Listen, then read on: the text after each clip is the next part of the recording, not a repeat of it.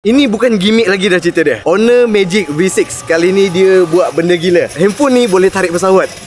Tengok kat belakang aku. Pesawat ni jalan. Di tengah-tengah tu ialah Honor Magic V6, bhai. Jom ikut aku.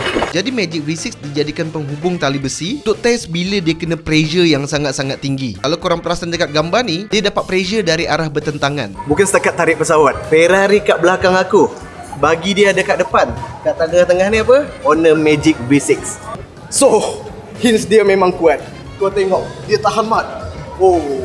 Even dah ramai yang bergayut, tapi Magic Diamond Screen dia tetap kuat dan tak pecah. And last, guna electric power sander. Ini kita anggap macam bergeser dengan kunci, shilling, apapun yang terbuat daripada logam yang kasar. Korang tengok, kuat gila sebab dia guna Honor Nano Crystal Shield Screen. Dari semua ujian ni memang macam tak masuk akal lah. Durability daripada Honor Magic V6. Honor Magic V6 ni pun dapat rekod Asia sebab berjaya menarik pesawat belakang ni Diamond 42 yang seberat 1.25 tan sejauh 150 meter. Gila!